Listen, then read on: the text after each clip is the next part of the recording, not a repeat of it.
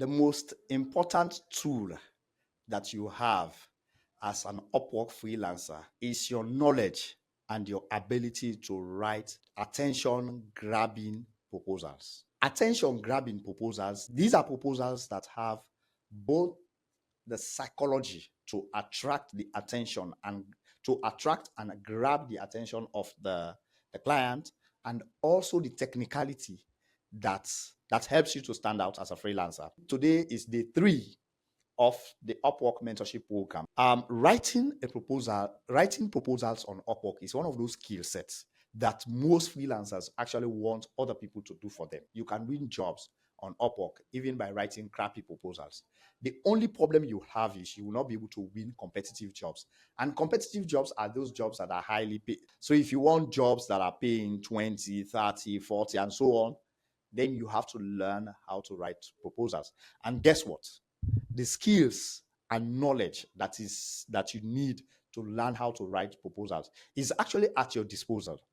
Just write something that can differentiate you.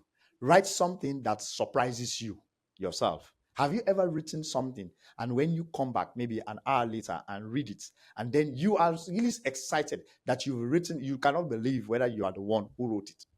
I don't know whether you faced that experience before, but I have faced it. I've actually written proposals. After I got the invite, when I read the proposals again, I can't believe it's like somebody else wrote the proposal for me.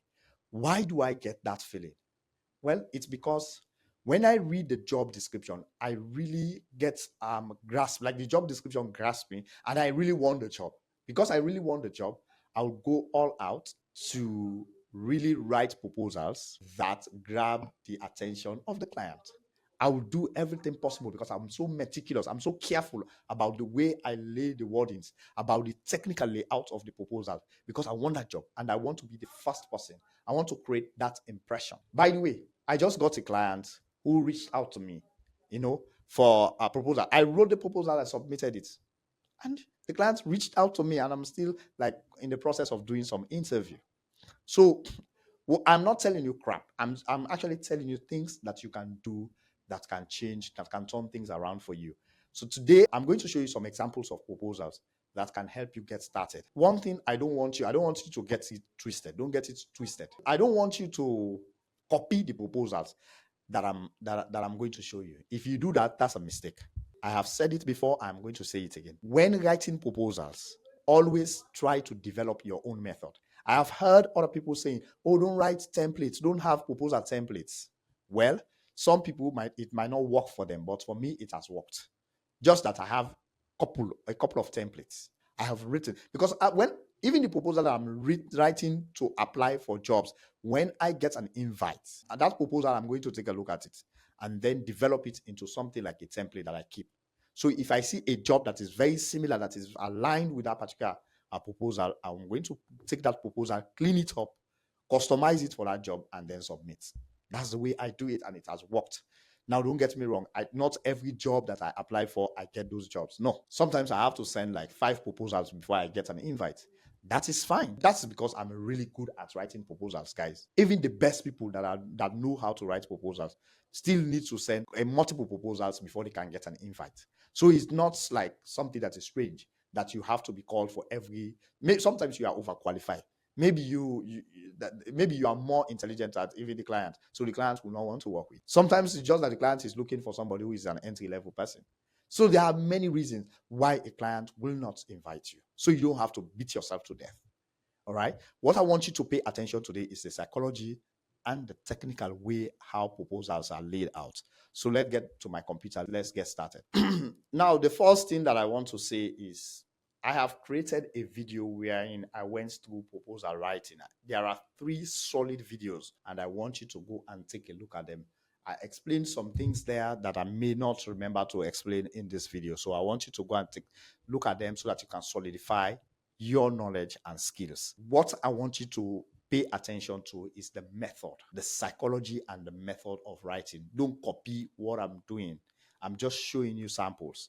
This is not something that you have to copy. This is something that just teaches you how to go and work on yourself and improve your writing style. All right.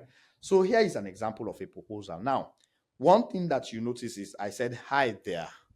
Mostly I begin my proposals that way, but one thing that you can do is actually to write the client's name. There is a way you can find the client's name on Upwork.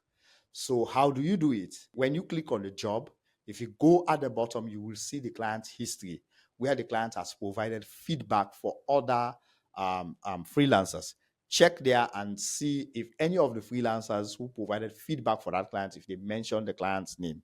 Sometimes they do mention the client's name, so you can just get it and put it there. So you can just say like, hi, Jesse, for instance, right? But normally I say, hey there, if I don't know their name, right? But it also works. It does not mean that you have to write the client's name. But if you write their name, that is also something really catchy. It's very helpful. All right, so I'm Jesse. So I'll begin like, hi there, I'm Jesse. I've been a virtual assistant for the past 2 years for CEOs in big tech related companies, both online and in person. My problem is that I am a perfectionist. So now I am trying to do what I'm doing is this first line. Let me just explain to you guys. This first line is very important in a proposal. If you don't know how to write, now you can spend 1 hour, 2 hours, 3 hours perfecting your first line of a proposal. The reason is, I'm not saying you should perfect that line for your proposal now. Like, let's say maybe there is a job now that you need to apply for, then you spend 2 or 3 hours. That's what I'm saying. I'm saying write a couple of lines like this, like 4 or 5 lines like this, right? Just to introduce yourself. When you have these lines, always take these are like the punchline, they are like the hook. This is a way to hook the client to pay attention to you. Because trust me, the platform is super competitive and you want to stand out. You want to make sure when the client opens your proposal, you are there, you can hook them in the first few seconds. All right. And that's exactly what this proposal is about. So I have been a virtual assistant for the past 2 years, which shows that I am an experienced person. But what my problem is that I am a perfectionist. Most people will tell you that they want perfectionists, especially for a virtual assistant. You want somebody who is detail oriented. That's why this proposal is the problem that I have. One of my challenges is that I am a perfectionist rather. So if you give me a job, I'll do my best to do it to the best of my ability to make sure it is perfect. A great at communicating. I am fluent in English and French. Problem solving and team builder. All right. So the person begins. My problem is that I am a perfectionist. Great at communicating. I am fluent in English and French. Do you see? So if somebody is looking for a virtual assistant and maybe their problem, maybe they have hired a virtual assistant before, that virtual assistant has been somebody who is missing a lot of details. And now somebody is telling them they are perfectionists. They are detail oriented. There's a lot in that word. So the person will be interested to talk to them, right? Now look at the next line.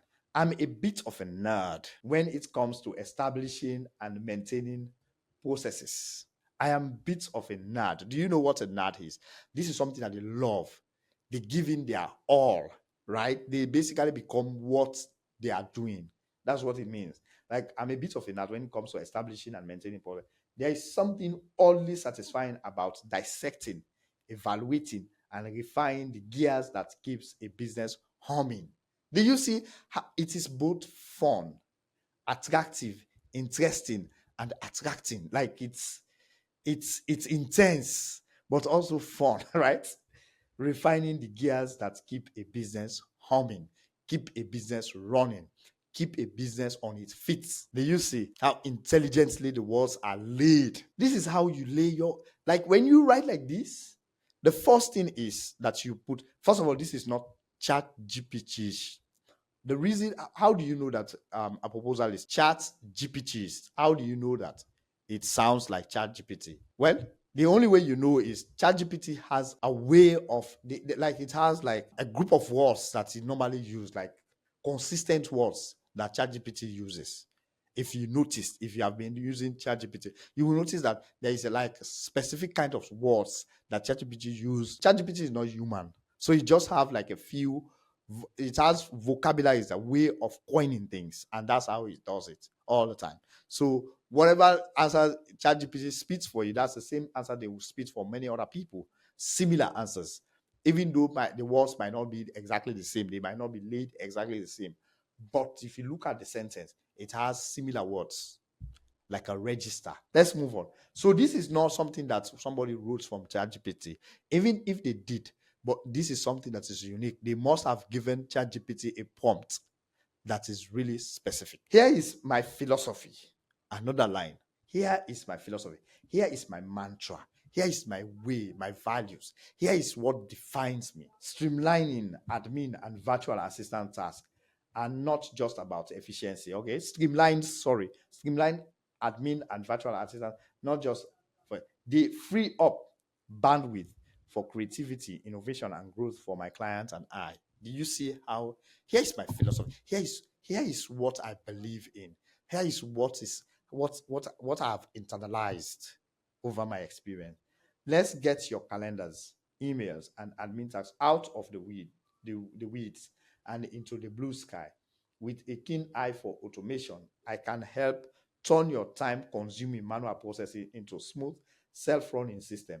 More time for you and your team to focus on what they do best, and less time wrestling with clunky emails and so on. I am keen to hear from you. Get in touch and let's chat about how I can help you achieve your goals. Do you see how short, sharp, and eloquent this proposal sounds? Now, here is my assignment to you guys.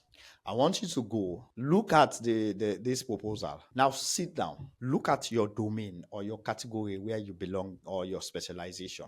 Develop 5 solid introductory statements, and then look at the method that this person used to write their proposal, and then craft your own method. I don't say you should copy. Learn what they've written. How, first of all, what was the first thing that they focused on? What was the second thing? And what was the last thing? That method. They talked about their experience. They talked about their philosophy and so on. Put that, dissect the proposal, and then develop a method of writing your own proposal. That's assignment 1 for you. Go and do it for 5 proposals. Intensify it. Take it very serious. Take it as if you are going to take a public examination, and do it. Give it all your time. You will see how that will change your mind.